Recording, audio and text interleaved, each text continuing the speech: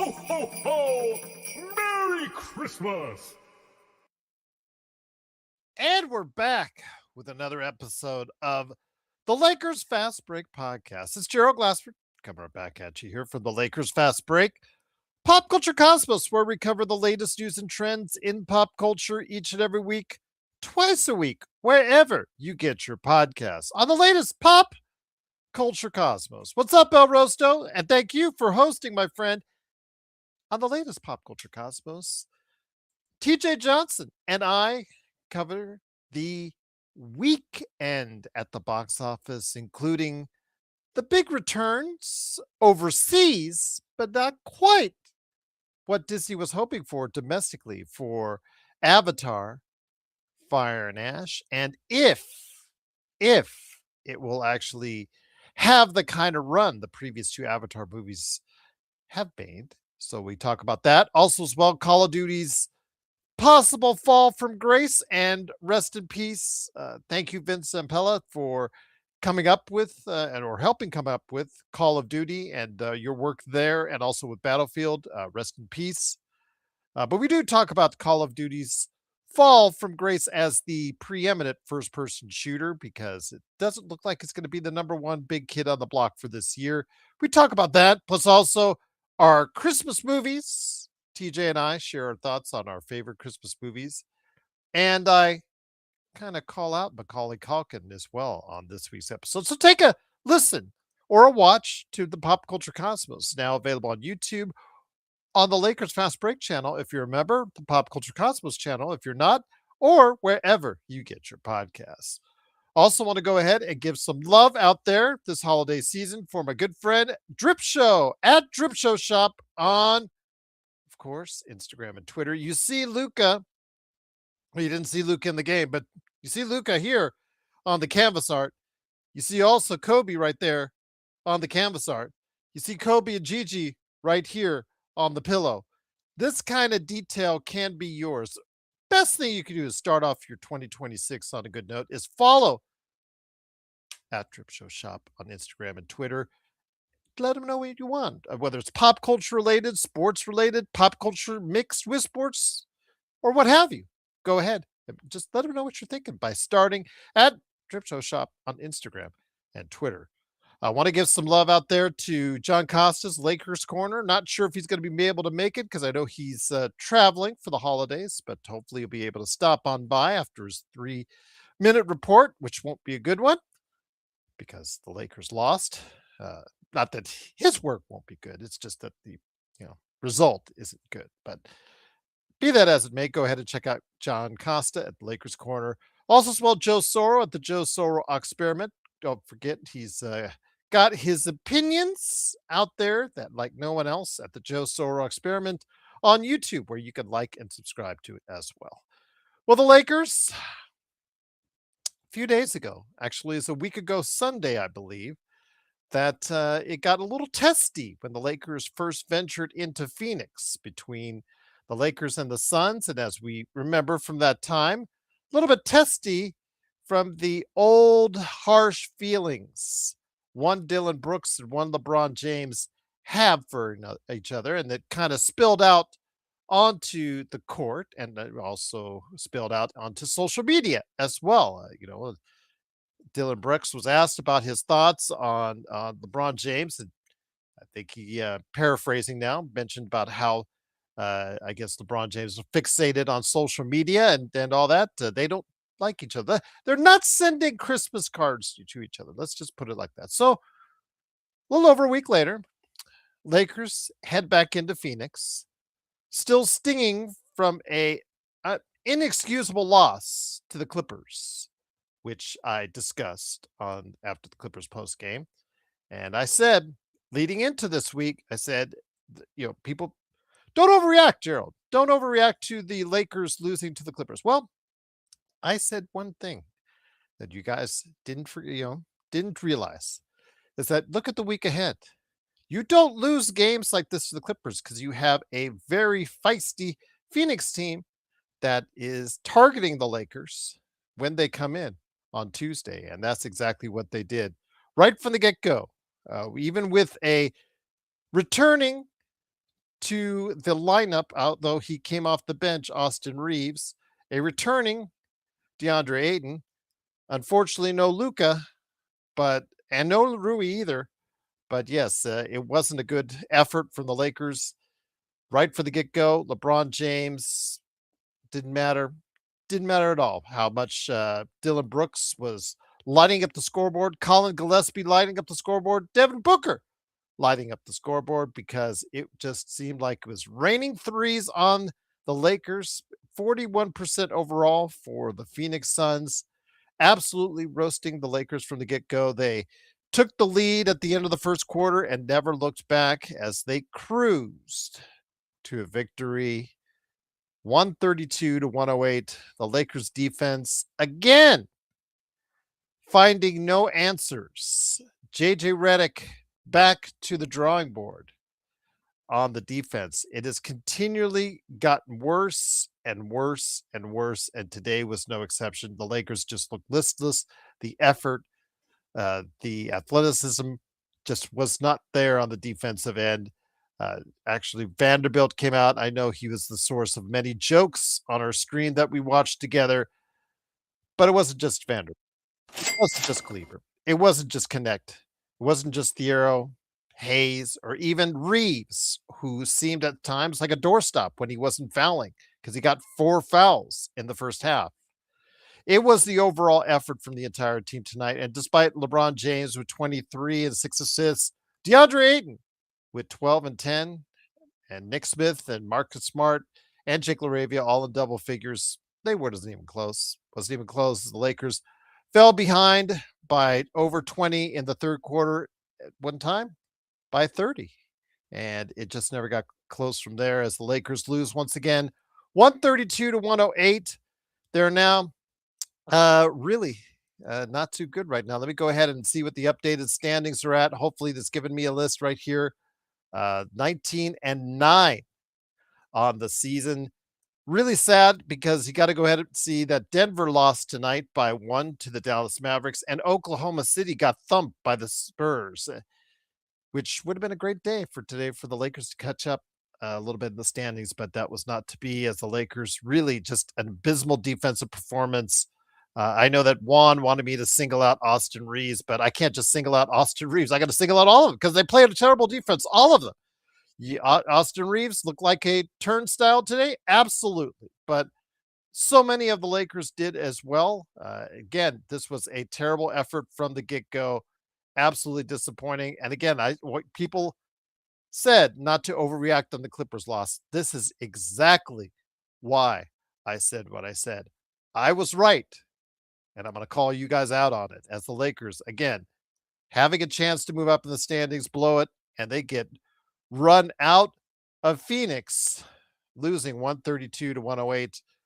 What do you guys got to say about today's game, especially with the game coming up on Thursday on Christmas against the Houston Rockets, a team that has had its ups and downs so far on their road trip? They have played well in Denver, but then the next 2 games later, their next game, they lost in Sacramento. How are they doing tonight? They are down by 2 in the second quarter to the Clippers right now.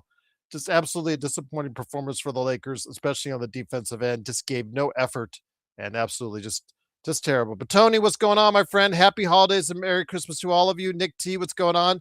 Lakers don't get at least 45 free throws in trouble. Got a great point, Nick, because they're not a great shooting team from the outside, statistically. They do have a good half-court offense as far as creating twos, and like you said, creating a lot to the free throw line. But when they don't get those calls, it makes it harder for them because, like you said, they have 2 or 3, if you want to say LeBron is still a free throw merchant, that live and feed off the free throw line. But yes, not a good performance tonight at all.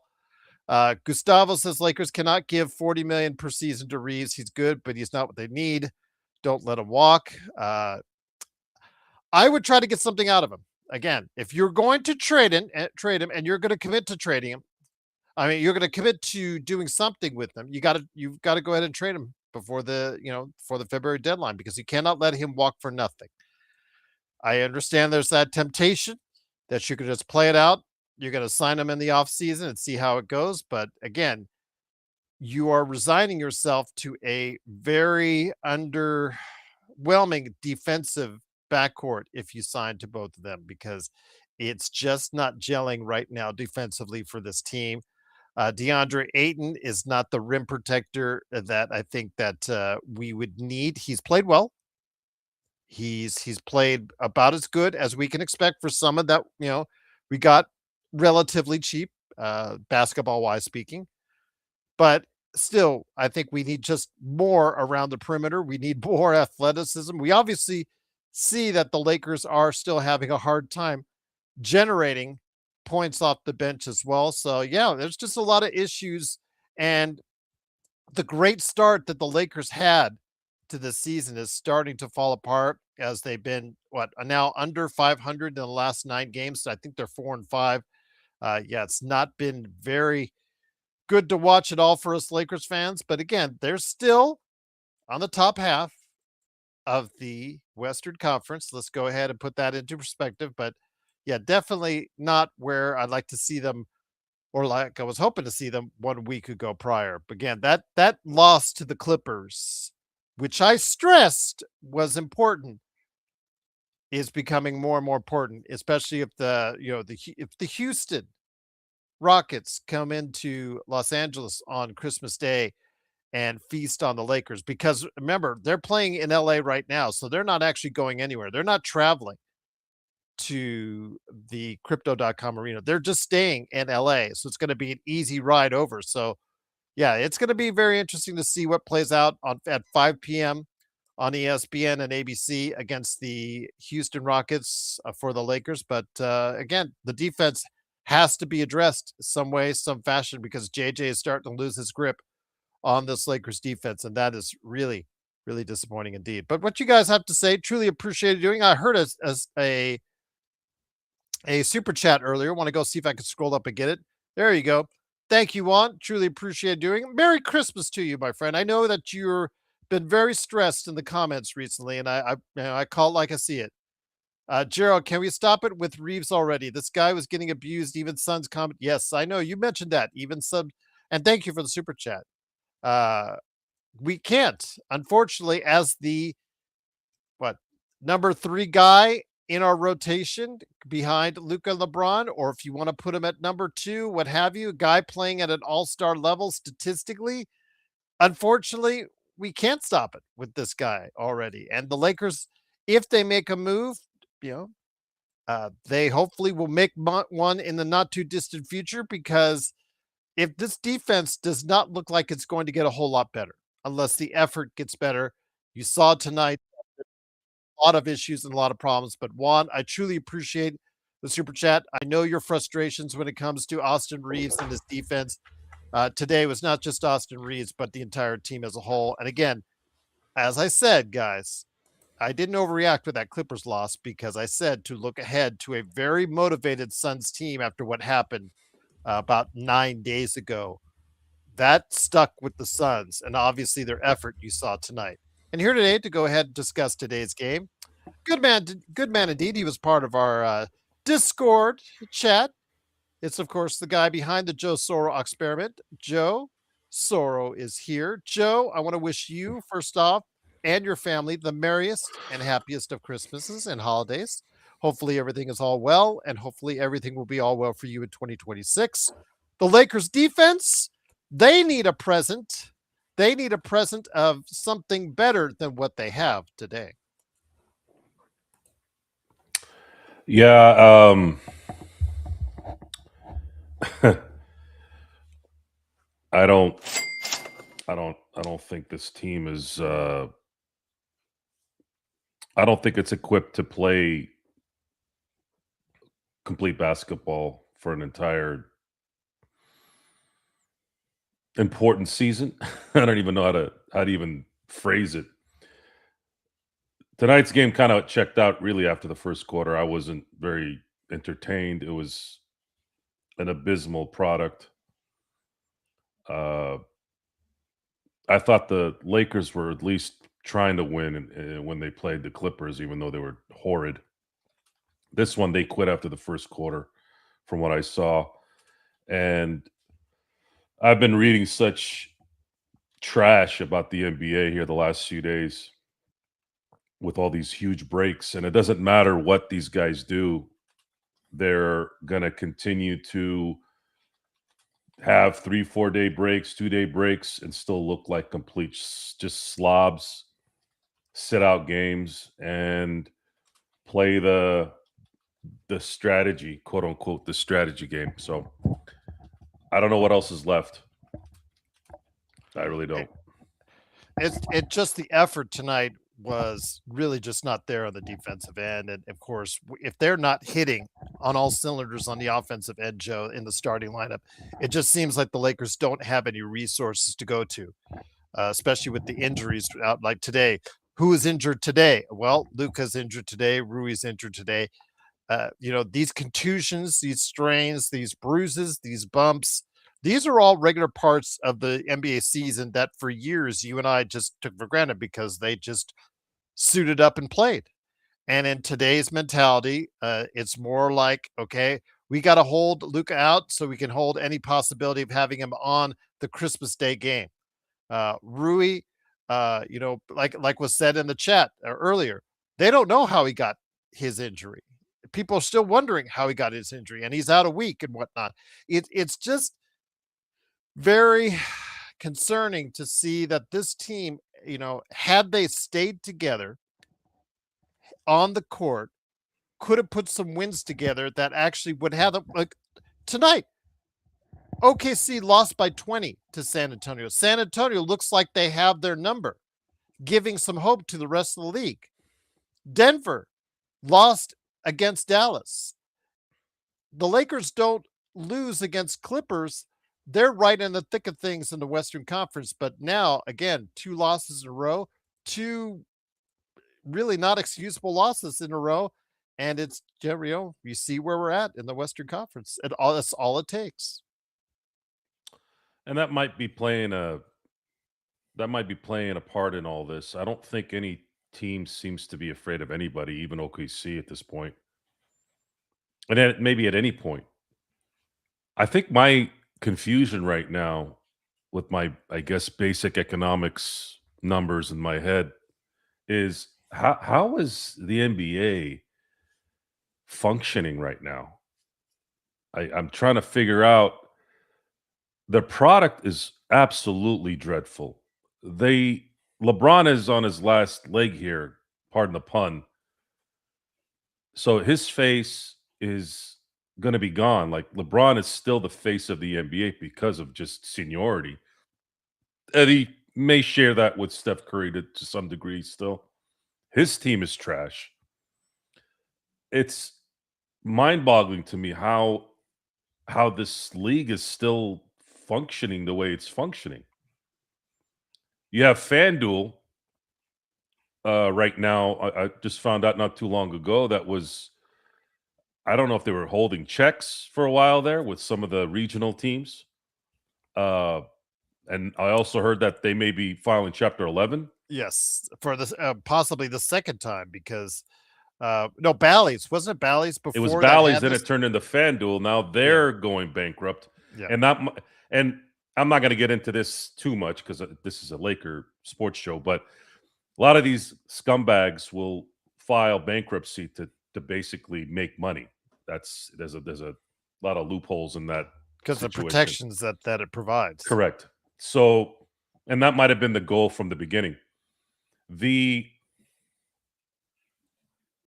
Adam Silver, the fact that there's a discussion that's still being tabled till 2026 for whether they're going to expand or not. I started laughing. I don't know if that's just him being a lawyer and just saying, I'm just going to wait. I'm not going to jump the gun. But if this league expands, I'm just going to laugh because the league is so bad. And we have friends that have been basketball junkies their entire life who can't stand watching basketball right now. And a lot of the reasons why I'm still watching basketball is because I am a Laker fan. And They have LeBron. They have Luca. There's a star there's a gravity of stars there that will kind of bring you in. Plus, I'm a loyalist. But in terms of the product, it's just I think we're doing a disservice to ourselves watching this trash because we're supporting trash. The availability part, the effort part. If the Lakers have crappy talent, which they do, that's not something you usually get on the team too much. There's a transitionary period going on right now. I'm not going to hold too much on that. And it's just it's mediocre basketball. And folks, when I keep saying this, and I want you to listen to me when I say this, especially in a time where we're watching another league flourish with 51 million people watching the final series, the final games of a championship run. Look what the NBA did to themselves. Look what they did to themselves when they were actually doing pretty damn well. They killed all the good parts of their own league for what? For equality. For fake equality. Because there's no other reason. There's no other reason for them to have done this. And there's no other reason for them to have not even given any kind of fight during this. I have a pretty good feeling why they didn't fight, because they wanted that $76 billion TV deal to go through.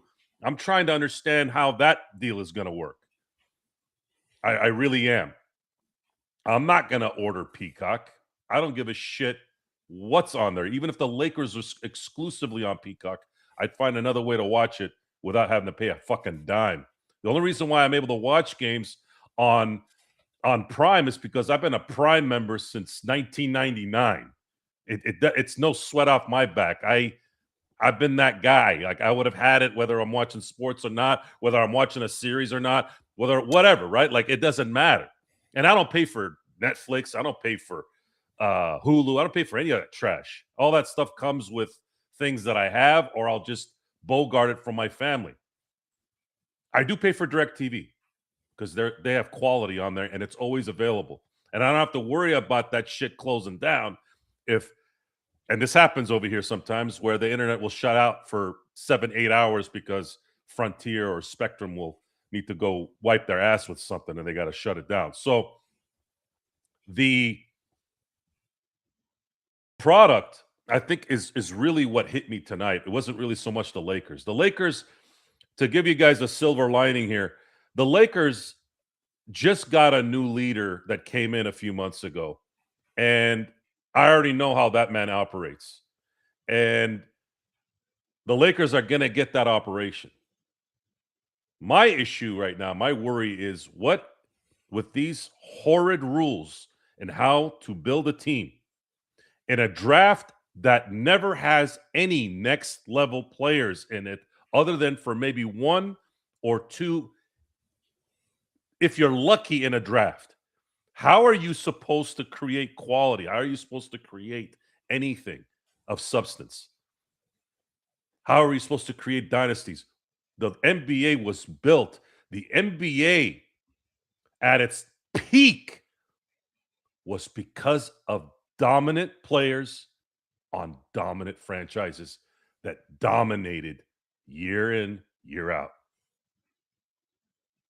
The Celtics and the Lakers won 8 of 10 championships in the 80s.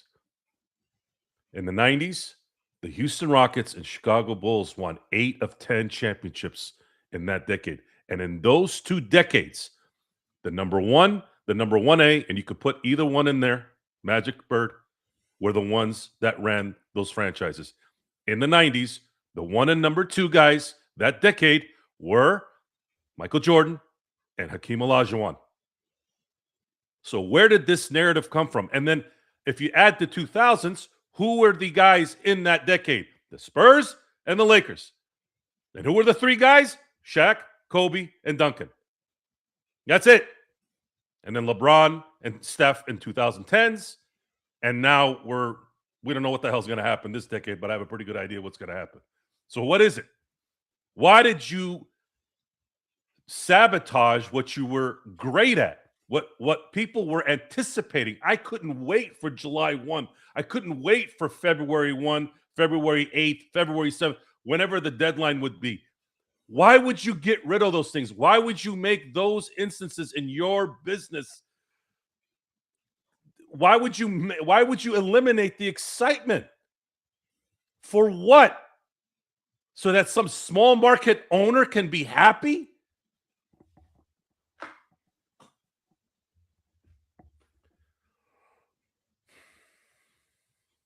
Terrible. Once again, it is the Lakers losing 132-108. They fall to 19-9. They're still in fourth place in the Western Conference, 6 games behind Oklahoma City. El Rosto, thank you so much again for the super chat. Truly appreciate it. Merry Christmas to you, my friend. Hello. He low-key hopes that was going to go scorched earth with the bench before the trade deadline. Scorched earth, Rob. Scorched earth. I will say again, there's plenty of decisions that could be made if you wanted to make. Jonestown, I'm sorry, I got to interrupt. That is one insult that I will not tolerate, even if it's a joke. You got one more chance. You ever mention anything with me and me being anything related in a good way to the Astros, your motherfucking ass is gone. Fuck the Astros and fuck those assholes in 2017. Sorry, Gerald. Go ahead. No worries. That's your only shot. You can call me a bum. You can call me a dude. You've been called. What you been called? As a dude. Clown. Playing another dude. Let me get my list out here. You can say I wear my grandma's combat boots. You can call me anything you want all day. Do not ever call me an Astro fan, even as a joke. Fuck those guys. Seriously. Fuck them all. Once again, the Lakers lose 132-108. You're a bum. Just kidding. I was kidding. I was kidding. Merry Christmas. Happy New Year. All right. I do want to ask you, though, Joe, again, there has to be some decisions made, I guess, if you want to make the team more competitive this year, because as you can see that there's still a lot for the Lakers that need fixing. And I'll start with the defense and the athleticism and shooting. A lot of the basic areas you need in order to go ahead and be a winning team, Joe. But I know the one target tonight that a lot of people are stressing on, Juan and Nick T in particular, is one Austin Reeves. And Austin Reeves tonight came back into the lineup. They did the Victor Wembanyama thing where they had him coming off the bench, which ironically is what you and I asked for him to do coming into this season. 17 points, but it really was nominal because he was a turnstile when he wasn't fouling people in that first half. Your thoughts on Austin Reeves? And again, he wasn't the only one. Let's not put it all on Austin Reeves, because I know Juan and Nick T to a lesser extent want to do that, but this team defensively has a lot of issues. And if Austin Reeves is going to get all this pub with all the stuff that's going on, all-star, everything included on all that, you have to point out what he doesn't do well right now, and that's defend. Well, the context in terms of the bench for Reeves is a little off. We have said that Austin Reeves' most valuable asset would be off the bench on a title team. Him coming off the bench to cover for someone like Jake LaRavia, Marcus Smart, I was going to say Hui Hachimura. Freudian slip there, sorry. Rui Hachimura. That doesn't count. that's not what we've been saying. Austin Reeves' best asset, Austin Reeves' game, Austin Reeves' value when it matters would be best on a championship team off the bench, because his skill set would be used in its highest form, in that he can be valuable in exploiting the bench after, let's say, the 7-8 minute mark of the first. See, I'm so used to my mind still can't get out of the Phil Jackson rotation. That's how much that man embedded the rotations in my head. And of course, Kobe's availability. And it's, you get spoiled by it. I'm sorry. It is what it is. I'm spoiled by it. I always remembered Kobe all first. Kobe rests the first 6 minutes of the second. Then he plays the rest of the second, plays the whole third, and then he rests the first 6 minutes of the fourth and finishes the game. I'm used to that, right? I'm used to the 12 minutes that he would take off from in those areas. So I use that as my template a lot of times. So kind of bear with me when I say this. And I'll use that template just in honor of Kobe and the great teams that we saw back in the day. If Austin is running, let's say that's that kind of setup, right? On a team that's got legitimate starters from 1 to 5. You are now going to use Austin Reeves to keep leads after the first quarter. He's going to murder their bench. And when you need him for other things, sure. But that's where his energy would be. That's where you know how when we talk about this guy knows his role? Now imagine this. It's a greater version of what it is, because I believe this next guy I'm going to talk about is a Hall of Famer, by the way. Manu Ginobili, who is a starter in the NBA, in any team, in any league, in any era, understood. I'm assuming this is how it went. I'm assuming that Greg Popovich said to him, Manu, I want to do something here that is really going to help us. I'm talking, it's going to help us to the point where teams won't know what the hell to do. What are you going to do when you're already whooping everybody's ass in the first quarter, and then you send Manu while your big guys are resting because they just got their ass whooped? You see where I'm getting at with this, guys? Now, we got a little bit of a low-key version of that. I shouldn't say low-key, pretty high-key with Lamar Odom, right? Lamar Odom came off the bench. There was a lot of, is Lamar going to want to come off the bench? What happened to the Lakers when Lamar decided to come off the bench? Yeah. Back-to-back championships. Yep. And then a year after that, he won Sixth Man of the Year. Yes.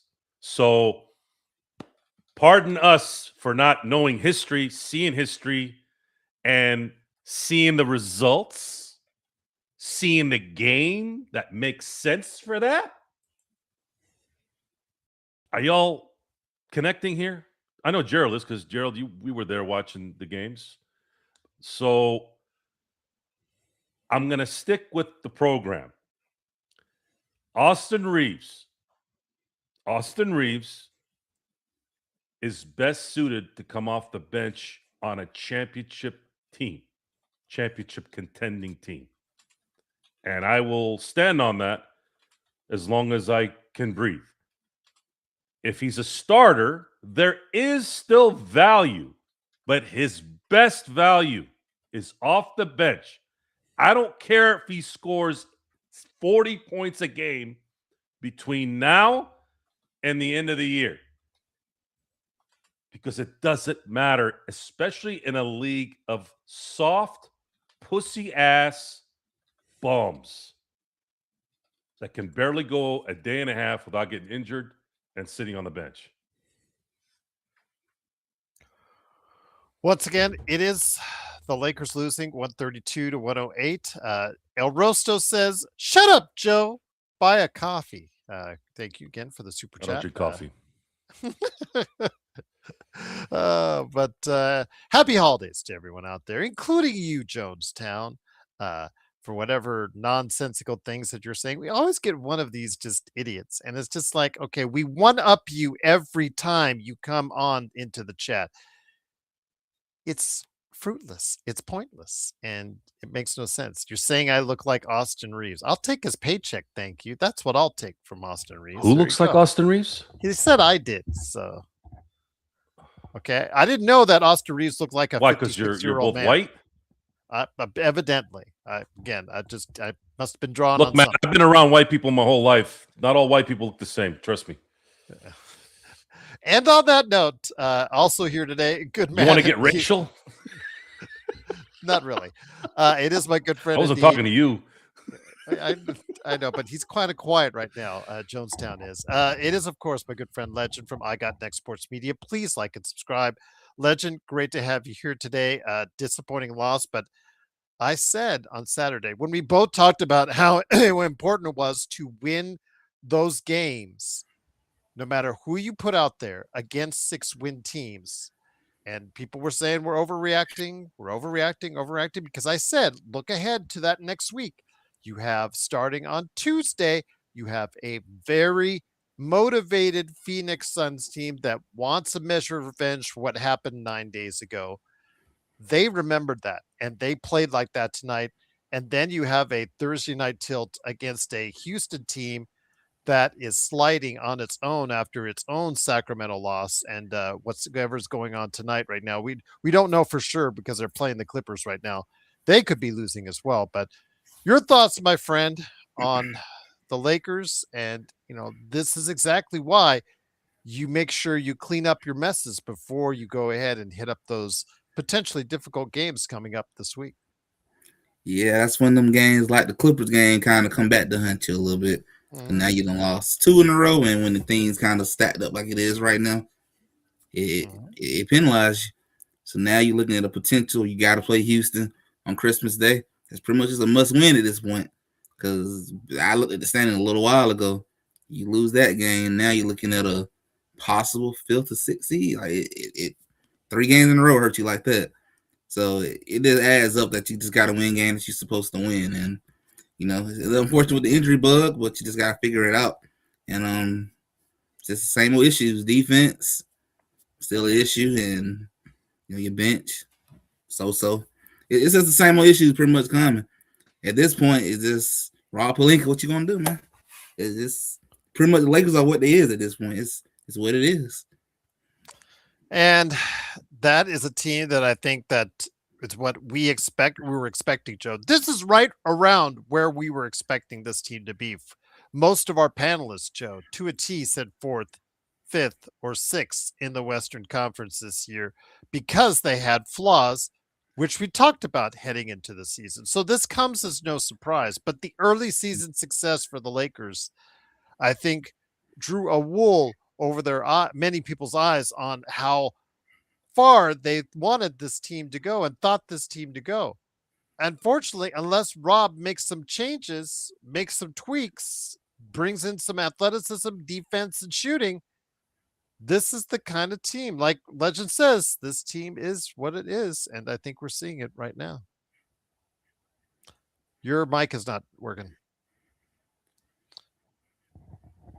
This team is... Got it. Sorry, I was finally trying to figure out my audio, and I wouldn't have known unless I spoke, so that's good that it happened. This team, aside from its really starting 5, maybe top 6, is abysmal. And no one is going to trade a stick of used gum for them. So, and Rob Pelinka is not capable of doing anything other than he's made 2 big trades in his life. And one was a demand trade and the other was a demand trade. Handed right into his lap. Yep. So, and demand trade, you guys can disagree with my theory on this. That dinkus, that Opie-looking motherfucker over there that owns the Dallas Mavericks, wanted Luka gone, and I would like any proof that it wasn't true. If you want to tell me Nico Harrison had everything to do with that, I don't know 100% if that's true. I don't feel it. I feel like ownership wanted him out. They used Nico for it, and it came out the way it is. And I'm not here to talk about that anyways. The point is, Rob Pelinka doesn't know how to build a team in any way, and he's never been able to, never shown it. So, And even if he did some good things in the past, I don't give a shit anymore. I'm talking about now. Okay, this team needs to get out of this season. It needs to get out of this season. If they can compete, if they can get lucky, great, awesome. I thumbs up, and we'll try to enjoy it as much as we can. Although tonight was really difficult. I anytime I see Bronny James on the bench, I really get irritated. By the way, it really bothers me. That fucker should not be on this team. And I'm sick of this. I am sick of this charade. It's a charade. Get that guy off that team. He does not belong in the NBA, and let alone playing in a freaking NBA game. This thing needs to play out so that you can get rid of the trash, and they're doing it slowly. Can't do it all at once. Got to acclimate and all that. And then you're going to see in the next year or two how this thing is going to get built. It's a reason why I said 2027, because that's probably when this thing is going to start looking normal. You don't have to worry about the same used diaper that we've been watching for the last 5 freaking seasons. Same story, same issues, no defense, no depth, no dick, no what. Everything is the same. And watching Jared Vanderbilt attempt to play NBA basketball makes me want to jump out of my window. And I have a driveway out of that window, so I'd have no shot at surviving. Zero. Okay? It's so... I was calm during our chat.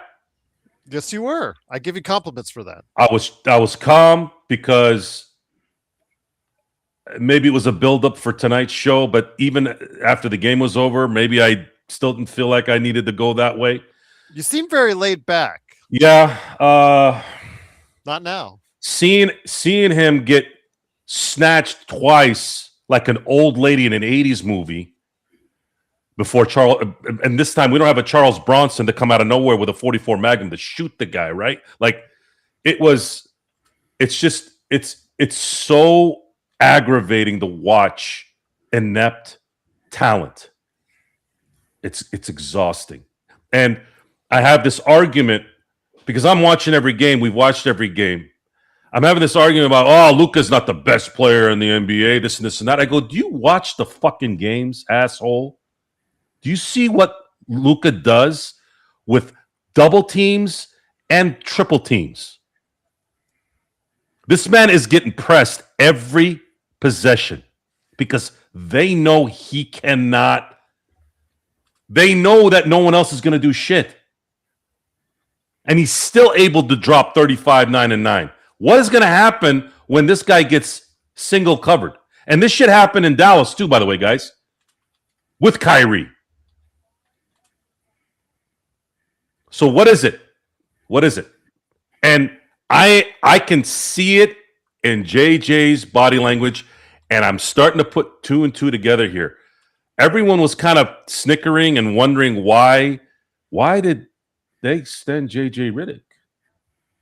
And I was asking that question too, because coming into the season, I told you, Gerald, I told everybody, I said, I didn't like what I heard in June because it involved you know who, and he was going to get time. I was like, what? And of course, we're dealing with the whole LeBron thing. So what is it? Why did they extend JJ Redick? Well, I think we've seen in the last month or so some shit build up. You could see it in his body language. You could see it in his face. He's sick and tired of that shit. He's the one getting caught yelling, shoot the fucking ball. You're wide open. Dive to the basket, dumb numbnuts. Pass to the open guy going to the basket.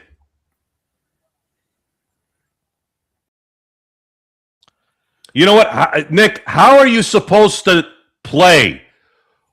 Have you not watched the last couple games, Nick, or are you blind too? Are you watching the games like this? You're watching it like this, right? Who do you want him to pass to? To do what? To Gabe Vincent? My only memory of Gabe Vincent this year is missing wide. I'm talking about there isn't a single guy near him. Wide open threes. That's my memory of Gabe Vincent. Oh, and the other memory is him sitting with sweaters on the bench, smiling. That's the memory. You want him to pass to him. Oh, you want him to pass to Jake LaRavia, right? Oh, you want him to pass to Austin Reeves, who isn't really a spot-up three-point shooter. He's a ball-handling type guy that goes to the basket, creates, physical stuff. Are you going to send that to LeBron? Is LeBron a stand-up shooter? Is Connect going to make the shot? How about Marcus Smart? Maybe Marcus Smart sometimes. Who is he going to pass to? DeAndre Ayton? Hero ball for what? There's a reason why it's called hero ball, because he's the only hero, and LeBron didn't play the first freaking month.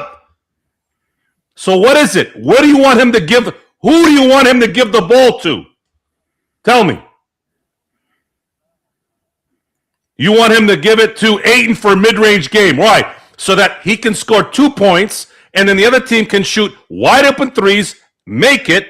Then you go back, give DeAndre Ayton the same thing, and based off his averages, he's going to hit 50% from the field. That means he's going to miss the second shot. Then the team comes back, shoots another three, makes it. Now you've been down 6-2. 6-2 in 4 possessions. Or again, are you watching the game like this? Or maybe you're watching basketball in 2003. It's 2025. There is no, let's get the big guy, the ball in the post and in the paint. Did you not see the Atlanta game the other night? That wasn't even an OT game. 152 points to win the game. Some of y'all need to wake up and watch what you're looking at. You're so into wanting to be right. You're wrong. That's a horrible way to think. You're so dead set to wanting to be right so that you can feel good about yourself, but you're wrong. You know why you're wrong? Because it's on tape. Go watch. And if you can't interpret it, come to my house. I'll replay the motherfucker for you, and I'll point it out to you. I'm not saying this because I want to feel good. It's what's going on. You don't believe me? 132 to 108. 132 to 108. You know what the other score was the other night? 103 to 88. 88 in 2025. 88. These guys can't shoot. And you want to give DeAndre Ayton the ball from 12 feet every time. Wake the fuck up. This isn't 1984 with Jamal Wilkes shooting the 12-foot layup. Those days are gone. Larry Bird averaged 2 3-point shots a game, and he was considered the deadliest three-point shooter in the 80s. The shit has changed. Once again, it is the Lakers losing 132 to 108. Jose, again, you can say all you want about Luka's defense and whatnot. Reeves, can you bring something more original a little bit? I don't know how many times we have to do this show. Oh, it's his defense. What was it tonight? Luka was dead somewhere tonight. So how are you going to blame it on him tonight? It's the same stupid response. It's Luka's defense. What are they going to do about it? Where was Luka? Wasn't playing tonight. What was the excuse tonight? And Austin single-handedly gave up 130 points. You want Luka? But there are other players on this team that need to play defense as well, and they all sucked, Joe. When you guys so desperately want Reeves to be Alvin Robinson, don't you? Seriously, that's who you guys want him to be. And I used that name on purpose. I knew I know, and I knew Legend would know who I'm talking about, and that, of course, Gerald's going to know who that is. But I want you all to go find out who that is, because some of you don't. Some of you don't even know what the fuck you're watching on TV now. Reeves and Luka will never sniff an all-defensive team. Get over it. You know how you get around it? You supply the talent around them to do it. Okay? Tom Brady ran a 8.640. You know how you protect that man? The best line, the best coach, and the smartest receivers in the game. Motherfucker won 7 Super Bowls with 2 different teams. Okay? Stop living in fantasy land. Tom Brady was never going to be athletic, was never going to be a running quarterback. Motherfucker handled business. You got to do the same thing for Luka. Okay? You don't want to do it? You don't want to accept it? Go watch lacrosse. It was a really good fight the other night with the goalies. That was some good-ass shit, by the way. I don't know if you guys saw it. No, the fight I saw was Jake Paul getting his jaw rearranged in 2 places. He got knocked out. Yeah, exactly. And showing us the x-rays of all of his breaks. But I do want to say this before I get it back to Legend, because I've got a good Golden State question for him about last night. He got spicy. Yeah, very spicy indeed. Again, Joe, how long has Austin Reeves been on this team for, Joe? 5 years. So you already know the player that he is on the defensive end. This is not an accident. People are just acting and waking up like this is yesterday. Oh, Austin Reeves just can't play defense and whatnot. We've had dedicated shows how he can't play defense. And when he does, and when he gives every amount of effort on the defensive end, he sucks on the offensive end. He cannot play as a two-way player when it matters the most. He has to focus on one or the other. It's just that simple. We've told you this, guys, for years. We've dedicated shows to his defense and how bad it is. So it should come to no surprise to Rob Pelinka when he's building a team that's supposed to be competing in the Western Conference to get more high-level defenders that can be at least competent on the offensive end. Jared Vanderbilt is not it. You don't give that guy going into getting a double foot surgery a 3-year extended contract. You don't do that. Or was it a 4-year extended contract? My bad. It's still 3 years left. It's 4 because the numbnuts gave him a player option. Yeah, so there you go. So there you go. And you have to have a GM that understands where your assets are, how good, what are they good at, what are they not good at, and build a team around it. What is your star capable of? So you guys always address, you always focus in on Luka and Austin, and you seemingly give everyone else on the team a pass. And that's the problem. There are 13 more spots on this roster that you could have filled with better players, but for reasons which we've already gone into for years now, he has not done so. So defense, again, defense matters to some. Yeah, defense matters to some. Focus your attention on Rob Pelinka. That's who you should be mad at the most, because he did not build a sufficient defensive team around Luka and Austin. And it's just that simple. Legend, let me get you back here. Last night, saw something very interesting. Discussion during a timeout, second quarter, I believe it was, where there was because he left just before halftime and didn't come back. And that was Draymond Green in the Golden State Warriors game. And this was a game that they won.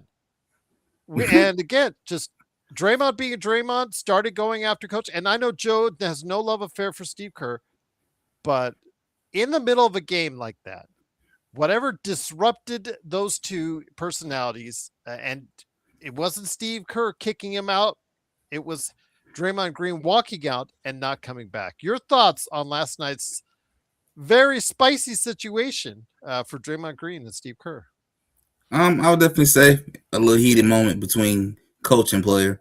The part I will give Draymond credit on is you could have sat there and lost it and done some of the dumb stuff you done in the past. But I give him credit for at least saying, you know what, I'm just going to walk off, cool off, and call it a day. I know he came back later on, I think a little bit before the fourth quarter. But I give him credit for that part. Is that a good look? No, it's not a good look. But also this kind of shows you just how the season haven't been great for the Warriors. It just shows you that they're going through some stuff right now. And it's pretty obvious at this point that some changes need to be made going to this with the trade deadline being right here around the corner. Pretty much here. They need to make some moves. And last night pretty much showed that there are some issues with that team. There's no doubt about it. Is the Warriors a good team? Hell no. I say that in a heartbeat. I'm a Warriors fan. This is not a good team. They got a lot of problems that need to be fixed. And they're going to all start. You moving Camila is the first step to fixing things with that team. But it happens. Happens all the time. But I will give him credit for at least doing the right thing to walk off and cool off and then come back later on. I give you that much credit. But I would have really been disappointed in Steve Kerr if you'd have still put him back in the game after all that. You can't put him back in the game. You got to miss the rest of the game. So I give Steve Kerr credit for doing the right thing as a coach. But it did let you know. He didn't send him. It was just Draymond Green leaving, and he decided he didn't want to come back. It's just that simple. Just Draymond being Draymond. And I don't know. That's, again, another disruption. And again, it's old. If you're right now, you're 15-15. You've had so many years you've dealt with this. It just, after a while, Legend, how, like with us with LeBron and all of his social media antics and all that, it just gets old. It just gets tiresome. Exactly. How much more patience do Golden State fans have? Me personally, I look at it as when Clay left, that was right on the wall to me. And I feel like the right on the wall for Draymond is pretty much coming here too. It's coming. Who wants that? They can't trade him. But I'm about to say I don't know who would want him at this point, especially at this age, because this is probably his worst season, I think, too. If I remember right from the stats, it's like one of his worst seasons so far. You can tell he's digressing. You can tell it. So it's like you probably need to consider moving him, but who would take him? Because I can't blame nobody not wanting to take him. But it's the end is near. To me, that's just kind of that signs are pointing. The end is near. It's all right there. They need to really put a team together to where it ain't all on Steph, and it feel like it is still right now. That's not fair to Steph. He's 37. You shouldn't have to do that. Vice versa with LeBron. You shouldn't have to do that. Absolutely, you're right. But again, this team, Joe, in Golden State, it's right now. It's all about Stephen Curry, and because the young players that they drafted just did not develop consistently, and the older players that they got. I mean, Butler, you never expect consistency from him in the regular season because he's always been committed to the playoffs. And in the case of Draymond Green, you don't know what you're getting from 1 minute to the next. So here's the story of the Golden State Warriors. They have smart people up in their area. The only bad move I think they made recently was re-signing Draymond Green. He was toast even during the 2022 championship run. However, maybe they valued, hey, man, we would love for him to retire as a Warrior, blah, blah, blah. Okay, fine, I get it. However, the Warriors went in a little bit last year by acquiring Jimmy Butler. They said, okay, we're going to go in. We'll give him some money. We'll do whatever. But you know what? In a couple of years, the shit don't work out. We'll be okay. For those of you who don't know, I'm sure Legend knows, after 2027, I mean, they are clean. Yep. They have nothing. They can start over. I'm talking. They're almost taking out almost $200 million in contracts. $200 million. They're not going to be like, I don't know, one contract or two, right? So they are prepared for what's coming. And how fast does 18 months go, guys? We're 18 months from that. And the Lakers and the new leadership know that as well. 2027 was always the number. The moment I heard Mark Walter was purchasing the Lakers, the first thing that popped in my head was 2027. Now, a lot of that had to do with Giannis, Donovan Mitchell, Jokic, but we don't know if those guys are not going to sign extensions. We don't know any of that. But at the moment now, this moment, And you can't be one of those people, oh, well, they're probably just going to sign. No, you can't assume anything until it happens. Why? I'll give you another example since we're talking about the Warriors. If the Warriors thought, oh, Kevin Durant ain't leaving OKC. He's got a championship team. They almost took everybody out and blah, blah, blah, blah, blah, blah, blah, blah. And weren't prepared for 2016 for his eventual arrival. Look what that did. And a lot of the people who talk and yap and blah, blah, blah, and I've been through this here, right, with the Dodgers. And so many people dogged on Max Muncy, and they dogged on the Rojas's and the Kike. Well, maybe not Kike. Kike always kind of had a clean slate no matter what he was doing. But there was so much just negativity and stupid comments from idiot morons. And I'm talking about our own fans, useless brains, Laker fans, Dodger fans, guys that have their head up their ass. The haters come in and they start imagining shit in their heads about what we're saying. Like the fact that somebody said, and I'm sure there's somebody out there that keeps saying it, but I know we didn't say it. So I don't know why the fuck they're talking about it in here. I never said Austin Reeves was a superstar, okay? There are a handful of legitimate superstars in the NBA. My criteria for superstar is much different than what some dink on ESPN, Fox, or any of those fucking loser-ass analysts who got their job sucking somebody's dick. I don't know what. They don't know shit about basketball, and half of them played in the NBA. Telling me, oh, man, this guy's great. I remember after Gilbert Arenas scored 60 at Staples, they were talking about, is this guy the greatest offensive player that's ever played in the NBA? They were talking about that shit with James Harden for 3 years. Is this the greatest? Some numbnuts. Oh, I'm sorry, that's Daryl Morey. Talking about how James Harden's offense is better than Michael Jordan's offense. Michael Jordan would have taken James Harden, eaten him, took a shit with a beard in it, and dunked on himself. To have the nerve, all you, everyone out there, to compare certain things to certain things, I mean, it's mind-boggling to me how stupid some interpretations are. Comprehension, some of y'all need to seriously, like, get one of those machines for the ears, when you get out of the shower. I don't think the Q-tips are working if you do use those. Get that machine that really gets that shit out so you can pay attention and listen, okay? We never said in a million years in here that Austin Reeves is a superstar. He is amazingly good, right? A lot of times, sure. I mean, it's found money because he's undrafted. Dropped 50 points. How many guys in the NBA have you known that have dropped 50 points? Undrafted player, Joe. Undrafted. On top of that, this guy has exceeded his worth by a mile, by far.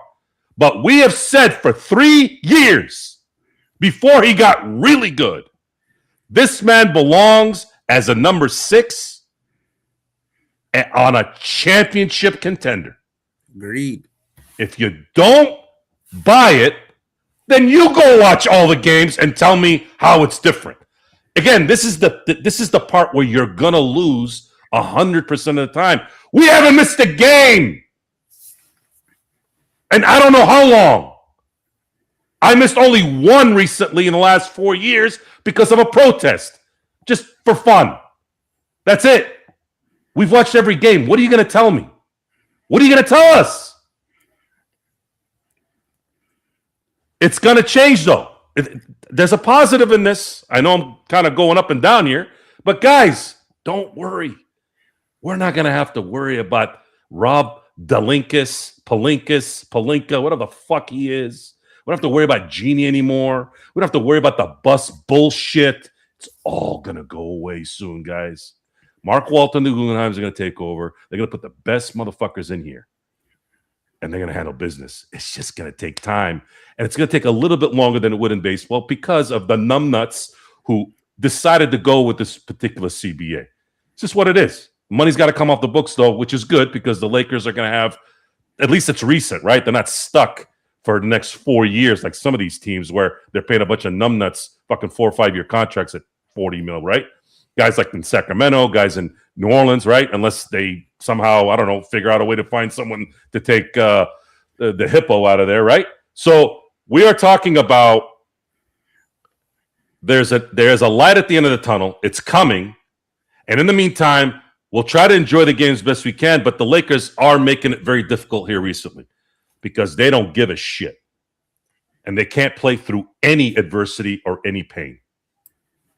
And that's the part that's frustrating because everyone else in the league is the same way. And Adam Silver has unfortunately let the toothpaste out of this tube, and he's never going to be able to get it back in. Once again, it is the Lakers losing 132 to 108. The Lakers are 19-9, fourth place in the Western Conference. Legend, just to want to give everybody an update.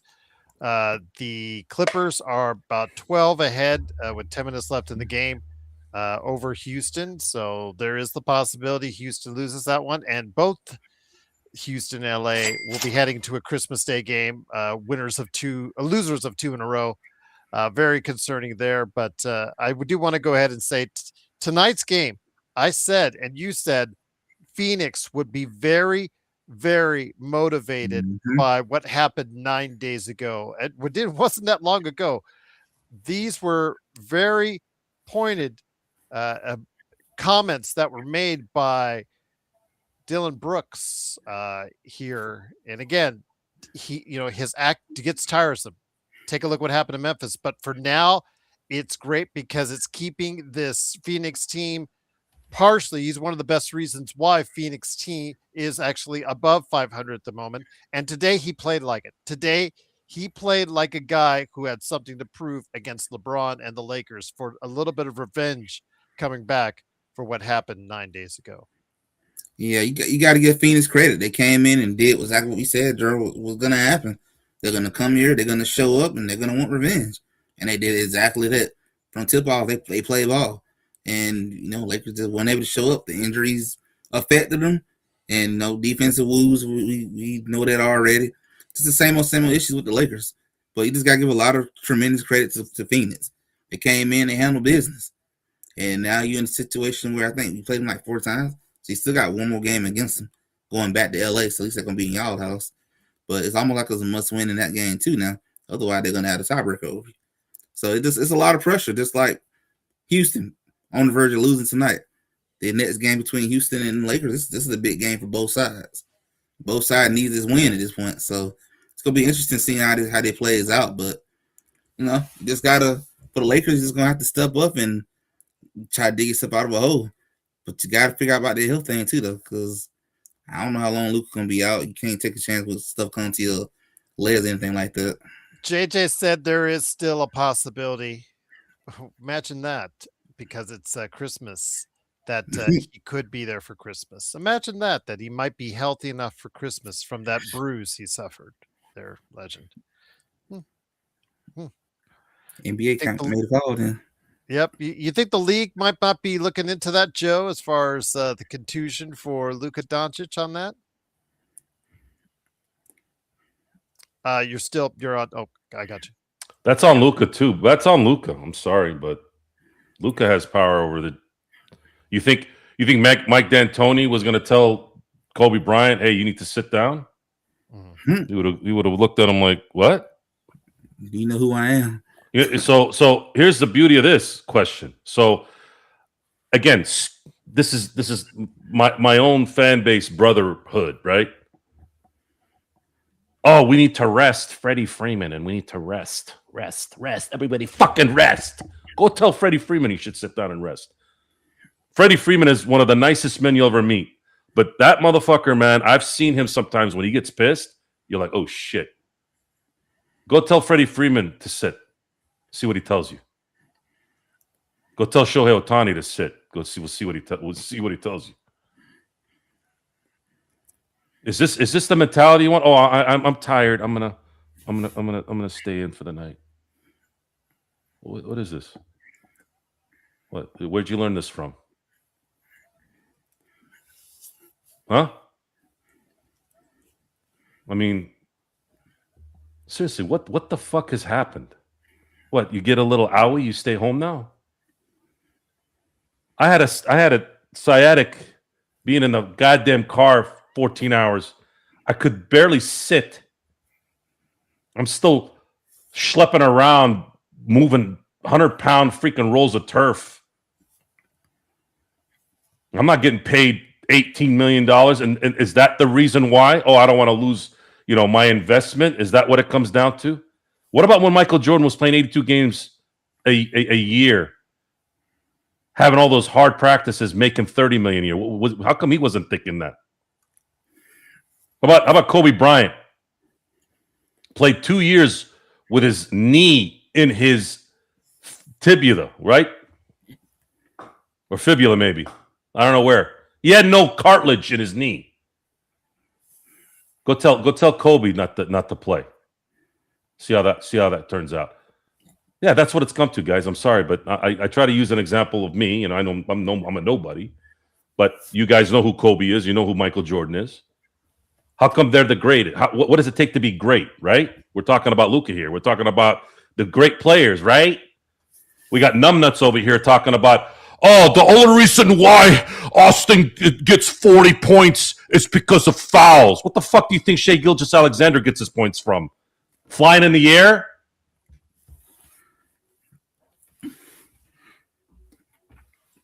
That's part of the game. You do know that, right? Creating fouls. It's an art. How the fuck do you think James Harden won scoring titles? Taking a shit in the middle of the fucking court? Part of the game is to create movement, collisions, so that you can get to the line. Learn something. You're going to say some shit. This isn't the other Laker channels where some dork geek is going to just ban you because they're not liking what you're saying. We're going to call your dumbass out. And then if you really get hurt and start yapping, then we're going to invite you on the show so we can clown you, so we can look at your face. But no one ever does that. They usually go flying like a bird. Okay, so Shea plays defense. Did Larry Bird play defense? Did Magic play defense, Gerald? Not great, but how many defensive teams did Magic Johnson and Larry Bird go to in between 1980 and 1989? How many all defensive teams? How many all defensive teams were they on between 1980 and 1989? I'd have to check Bird, but I know it's called that, zero. Yeah. Like some of your guys' IQ. Zero. How many championships did Larry and Magic win between 1980? You may be wrong on the Bird thing, though. I'm sorry. Bird was maybe on one. Sorry. He was on one. He was third Defensive Player of the Year in 82-83. He was 12th Defensive Player of the Year in 83-84. No.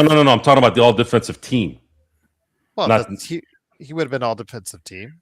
Maybe not in 83-84, but 82-83, yes. I think he was on one all-defensive team, now that I remember. Defensive two, yeah. 2 years. 82-83, 83-84, he was all-defensive team, second team, I guess. Okay, so he's on the second team in both those years? Yeah, it says defensive two on Basketball Reference, so I'm assuming. Hold on, let me look. Does that mean he's all defensive team? Yeah, all defensive teams. Yeah, he was second on both those years, Joe. Okay, so hold on.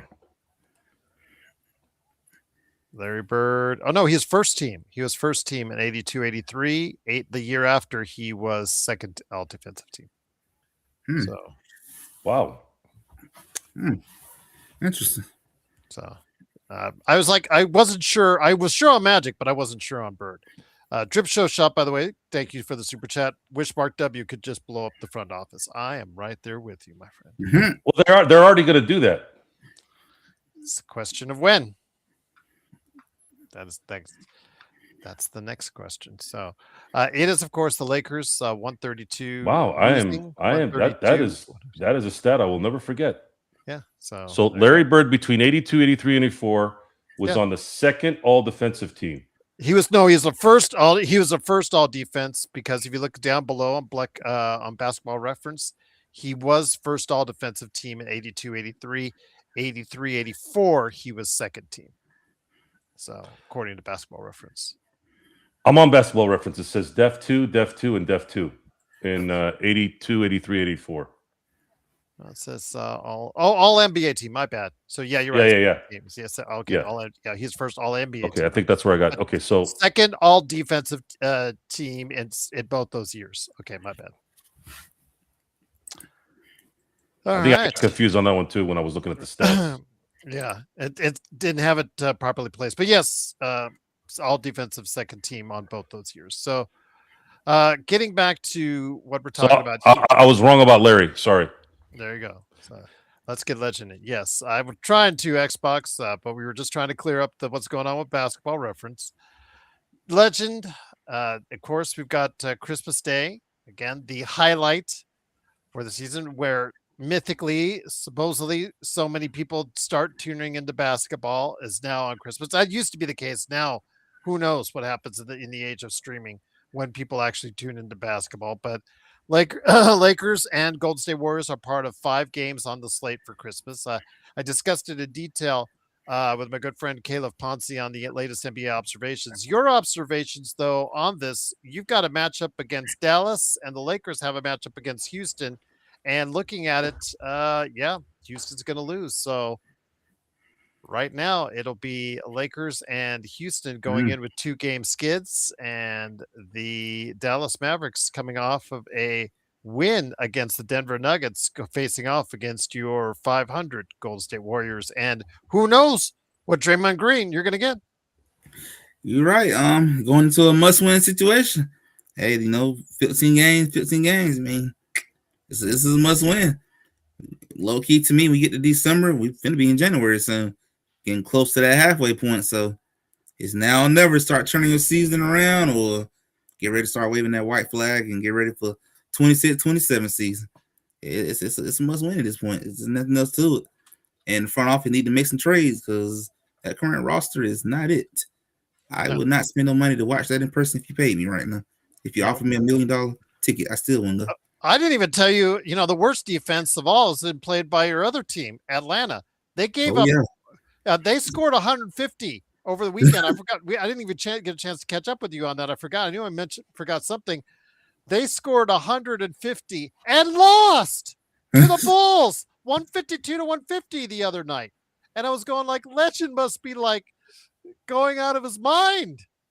I had to go get me a drink after that. That was just what happened to Atlanta. I mean, Trae Young came back into the lineup and their defense. Yep, that happened. Yeah, so they started playing defense. They left the D at home. Yeah. Pause. That's true. They did leave the D. It looks like the Lakers, both those teams left the D at home. Joe, Christmas Day matchup against the Rockets. Again, they look like world beaters this time last week when they went into Denver and they smacked them around in Denver. 2 games later against the terrible Kings and the terrible Clippers. And both Houston and the Lakers will be struggling when they meet up on Christmas Day, Joe. I don't really know how this is going to play out at all. I wanted to wear my Santa Lakers hat tonight, but I didn't feel like bashing the Lakers in my Santa Lakers hat, so I didn't feel like doing it. Didn't the vibe? The vibe didn't match. I think the Lakers have played valiantly up until tonight, probably.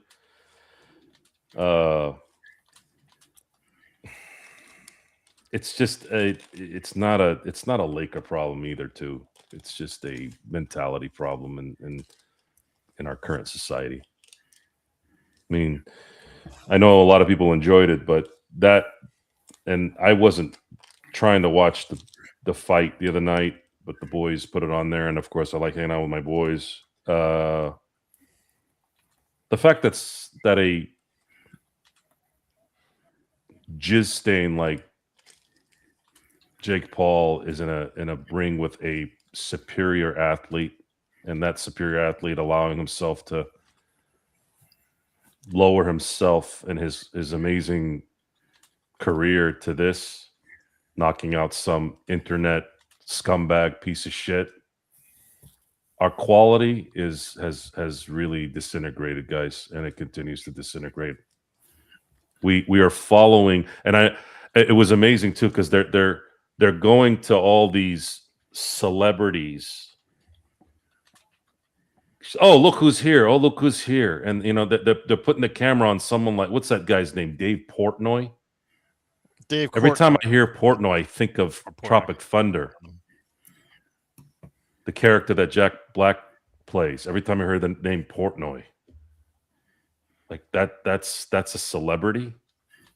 They used to pan to the crowd, and you'd see Muhammad Ali, Sugar Ray Leonard, you'd see Jack Nicholson, you'd see Denzel Washington, you'd see Arnold Schwarzenegger, you'd see Stallone. You saw movie stars, real icons of celebrity. Julia Roberts when she was hot. This is what it's turned out to. I mean, I guess it makes sense going to a Jake Paul fight. This is you guys have lowered yourselves into watching this trash. I'm not talking about you guys. I'm talking about No, I was just watching society. the Twitter feed when I got to see his X-rays of his 2 broken jaws. No, Anthony Joshua's 6'4". That was you could tell what was going to happen by the weigh-in. This was Jake Paul, and this was Anthony Joshua right there coming out of the screen. Josh, there was like a 7-inch, 6 or 7. It's an embarrassment. It's an embarrassment, and I was embarrassed that Mike Tyson. I grew up with Mike Tyson being. I can't even explain it. We talk about we talk about Bo Jackson. We talk about Michael Jordan. We talk about guys that were just out of this world, athletic, out of this world. Just we don't even know what kind of superheroes these guys are. And then you had Mike Tyson. Mike Tyson walked and scared every human on earth. That's how powerful he was. And man, did he show it. And we've lowered ourselves to this. We've lowered ourselves to watching an assless Mike Tyson fighting some fucking douchebag. And then a few months later, we have to watch that same dick face get knocked out, and we're sitting here jizzing all over it because he got knocked out. That's what this is. 33 That's million what this has people come watched to. it, Joe. Fuck them and fuck their fucking life. You guys are fucking idiots. 33 million. It wasn't the same as the Tyson because that was in the 50s, but the numbers came out this week, Legend. I think earlier today it was 33 million. So like 30 something. So I get this, guys. Okay, so I going last minute shopping, and hopefully you guys are out there. If you do any last minute shopping, stay safe out there because the roads are crazy out there. I go into the store, I walk in, and of course these department stores, they have their last minute stocking stuffers, stuff that says stocking stuffers right there, big section as you walk in the store. What's the first thing you think you would see, Legend, as a stocking stuffer under $10 per se? Under $10. They got some salt shirts. Might be on sale in the last minute. Incorrect. Shower poofs is what I saw. The first thing I do, I walk in and somebody wants me to put a shower poof in someone's stocking to give to them for a Christmas present. So somebody on Christmas Day, they'll pull it out. A shower poof. Just what I needed. Just what I wanted. Just what I was asking for. Gee, thanks. All right. And then here in Las Vegas, I go to the checkout counter, ready to check out. And I look to the side of me and see all these games that are set up for outside for, as far as if you have snow. So you throw snowballs. I'm in Las Vegas. Don't you mean a loofah? What the hell's a shower poof? I didn't get a shower poof. I'm just saying that they were there as you walked in the door. You're talking about a loofah, though, right? No, talk about those shower poofs. Those little things, use the shower. Yeah, I thought that was a loofah. They call whatever you call. They said shower poofs. So yeah. Yeah. And then I go to the counter and I see snowball games in Las Vegas. snowball games. Yeah, like that's gonna sell. Hopefully your gift giving will be a lot better, Legend. But before we head on out, if you were going to give your teams something as a gift, I'm going to ask just to Joe as well. If you had any chance to give them a gift right now to your Atlanta Hawks or your Golden State Warriors, and Joe, I'll ask you to do the same for the Lakers, what would that be?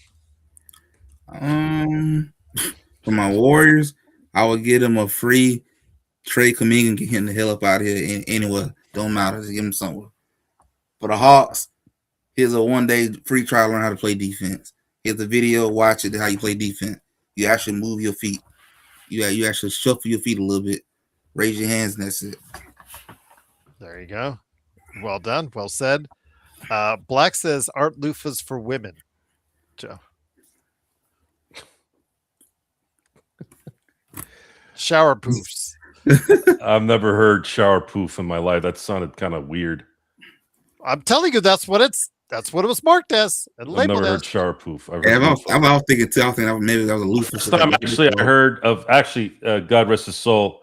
His son plays for the Steelers. Cameron Hayward's pops. Remember Ironhead Hayward?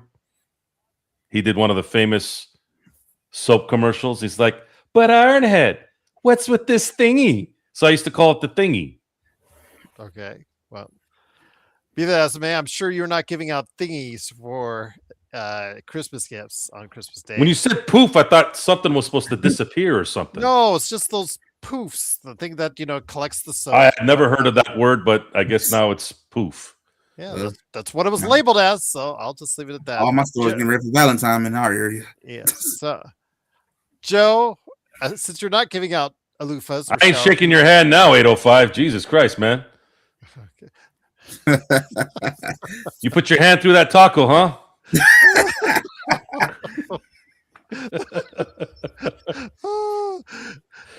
Since you're not giving out, what was it in planes, trains, and automobiles? 2 pillows. Oh my gosh, going off the rails again. What would you give the Lakers as a Christmas present if you had one thing you could give to them for this Christmas? Pink slip. To the entire team? To the entire organization? Selected individuals? Because, Luka gave out bikes to the entire organization. I guess it's more of a metaphor of just kind of, I'm ready to fire this whole setup that's here and then regroup afterwards. Okay. We'll have Bronny James back packed already. Wish we could. It's coming, guys. Though it's coming. It will be coming soon. Don't worry. This thing will get fixed. The nonsense will be gone within the next year or two. So I'm not too worried. I really am not. Elros says fire a bunch of Lakers and import a bunch of Euro no names. Thameless says as in any Jones or Trevor Ariza type player for the Lakers. Again, they need a lot. We said this going into the season. We said they would, in many cases, a 4th, 5th, or 6th place team in the Western Conference, and that's right where they are. As the Lakers once again lose 132 to 108. But we'll be back on Christmas Day. Hopefully you will join us. Hopefully these guys will join us. Hopefully you will spend part of your Christmas Day with us. But Legend, any last thoughts from I Got Next Sports Media? My UNLV Rebels, they lost just now, 17-10 over Ohio. First time in quite a bit that they didn't score 20 points, and they only have themselves to blame. Your thoughts, my friend, on the college football scene and whatever it is else you're covering right there at I Got Next Sports Media. I will probably do a video discussing how the playoffs is definitely about to change after this season. Sorry, G5, it's probably it's a wrap. It's just a wrap. Yeah. I think you need to extend it even more to consider to bring in those Texases, those Notre Dames that will at least not get beat by 30 or 40 in those high profile matchups. If you still want to keep the James Madisons of the world or whatnot, these other lightweights in there, that come in with lofty records, fine, but you gotta have to go ahead and bring in Notre Dame and Texas, because that's some ratings that you're, even in a first round matchup, that you're losing out on. Joe, any last thoughts, my friend, before we head on out? Enjoy your Christmas, because I don't know if the Lakers are going to enjoy theirs. Houston is athletic. They usually shoot well from three, and they offensive rebound well, which are three things Which the is Lakers three things the don't do. Lakers suck at and are horrible at guarding. 805. Hit me up, man. Lakers Fast Break at yahoo.com. Let me know if you're in town, man. I'd love to meet everyone. I got to meet Aussie and his family. That was a great experience. And I've met a couple of you guys, at Summer League. I would love to get the opportunity to meet you and say hi, even if it's just to shake your hand and thank you for watching and dealing with us all year long. So 805 702 Gerald, man. Yeah, but that's the area code. But no, that's not 7 numbers. But just hit me up, Lakers Fast Break. I said 702. 702 Gerald. Yeah, 702 is the area code, but the actual 702. Do I have to put comma Gerald?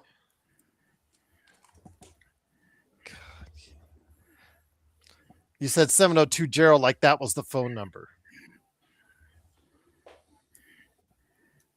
The number would be short if it was just that. That's what I meant. Never. Again, it's the Lakers and the Houston Rockets coming back at you for Christmas Day. Looking forward to it. Hopefully you guys are as well.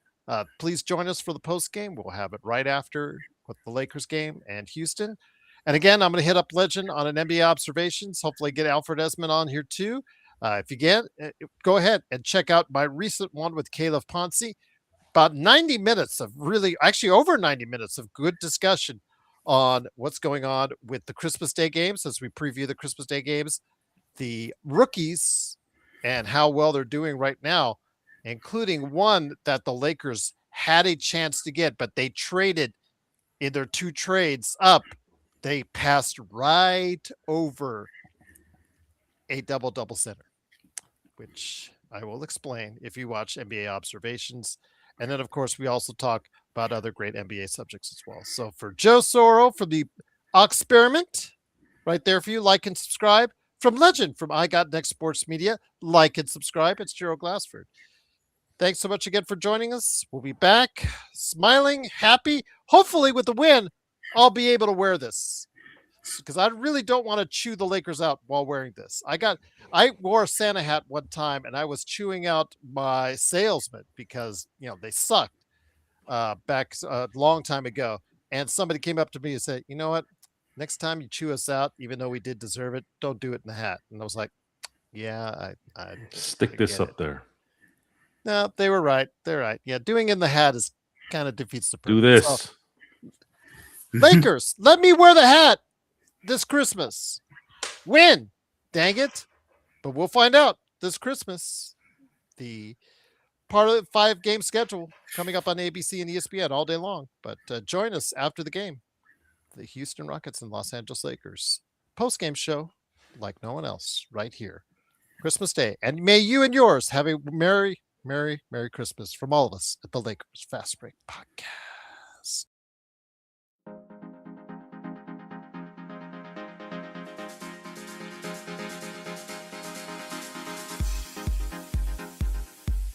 Do you see the snow, Joe? Do you see the snow? Do you see the snow?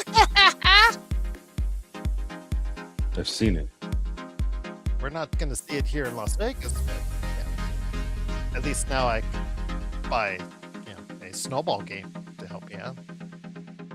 Good. Very nice.